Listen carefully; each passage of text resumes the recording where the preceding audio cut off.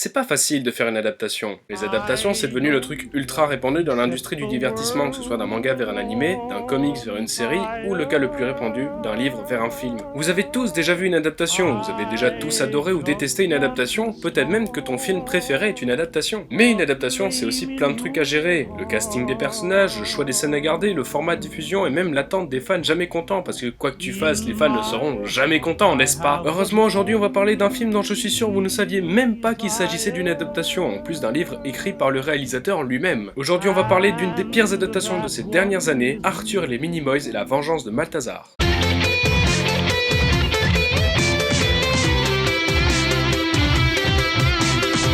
Arthur et la vengeance de Malthazar est la suite de Arthur et les Minimoys. Comment ça, vous l'avez pas vu? Bon ben on va la faire courte. Arthur et les Minimoys racontent l'histoire de Arthur qui va chez ses grands-parents et qui découvre un monde rempli de gens tout petits. Ta gueule! Sauf que son grand-père est retenu prisonnier par le méchant, du coup ils battent le méchant et ils libèrent le grand-père. Enfin, Arthur et la vengeance de Malthazar est un film français réalisé par Luc Besson en 2009. À la base, il faut savoir que le premier film Arthur était censé être le dernier film de Luc Besson. Mais le succès commercial et critique de ce dernier l'a poussé à réaliser ses suites. Alors le film s'ouvre sur des Minimoys qui préparent un grand repas pour le retour de Arthur et... Ah mais attends, on s'en fout! Pendant ce temps, Arthur suit son initiation à quoi? On va dire à la nature et on a droit à un flashback! Oh chic alors! On apprend que Arthur a passé son été à faire des câlins aux arbres. On bat les couilles, frère. C'est une magnifique blague pipi! On applaudit la blague pipi! Après il se passe plein de scènes complètement osef. Chérie, tu sais que j'adore les animaux et...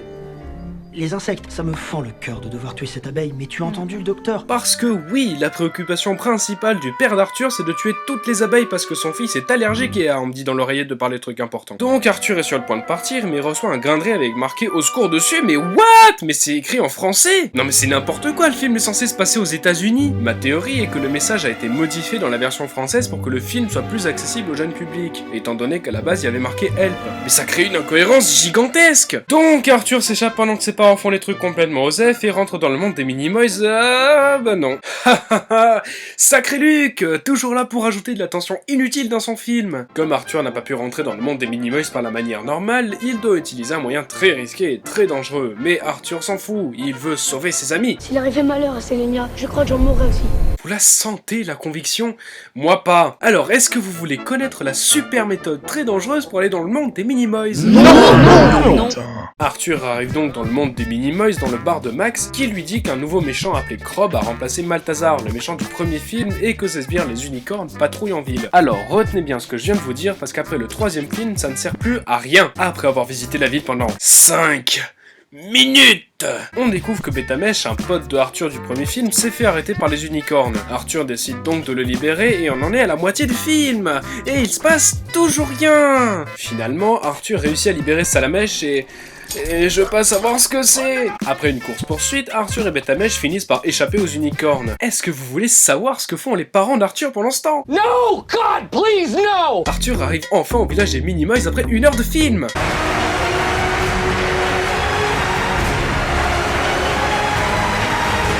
Ouais, bravo Arthur, bravo à toi, jamais personne auparavant n'avait réussi à me faire perdre autant de temps, génial! Le roi vient donc accueillir Arthur et lui propose de manger, mais ce dernier est un grand romantique et son seul souhait est de revoir la princesse Sélénia. Le conseiller du roi l'accompagne donc dans la chambre de Sélénia, et comme elle est pas là, il décide de raconter à Arthur comment elle a passé sa journée à se préparer. On bat les couilles, rien à foutre. C'est quand même incroyable, il se passe tellement rien dans le film, ils sont obligés de montrer la journée de Sélénia, quoi. C'est pas comme si on s'en foutait, après tout. Ah bah si, en fait. Ah merde. Finalement, Sélénia revient au village, mais malheur, elle s'est fait capturer par Malthazar, qui a un plan diabolique. Ça n'a pas été facile. J'ai dû encore faire preuve de génie pour arriver à mes fins. Après la cuisante défaite, On s'en bat les couilles, on s'en bat les couilles, on s'en bat les couilles. À gros, je vais enfin pouvoir conquérir le monde. Oh non, pas ça. T'es divine! Mais d'abord, je vais faire un flashback.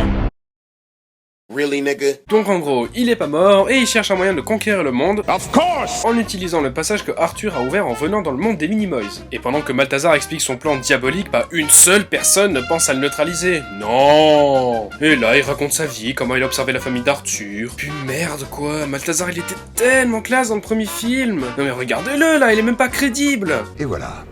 Vous connaissez le début de l'histoire, et maintenant laissez-moi vous raconter la suite.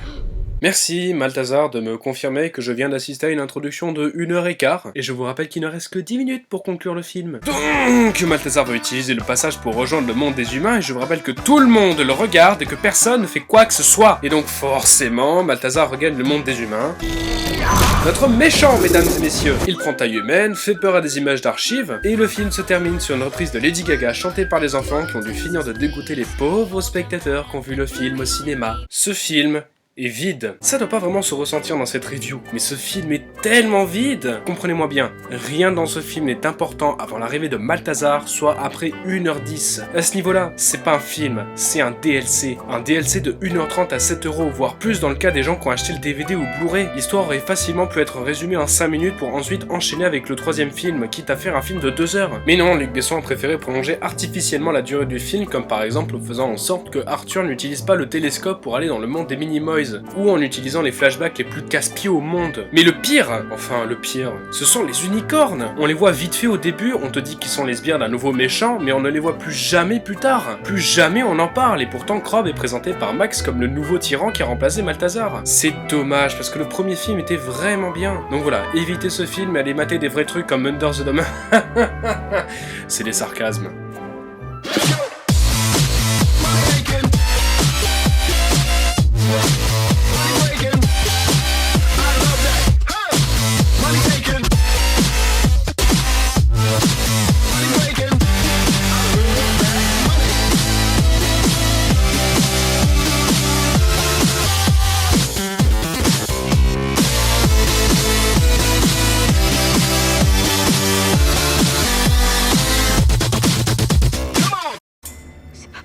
Mais si, c'est possible avec la carte.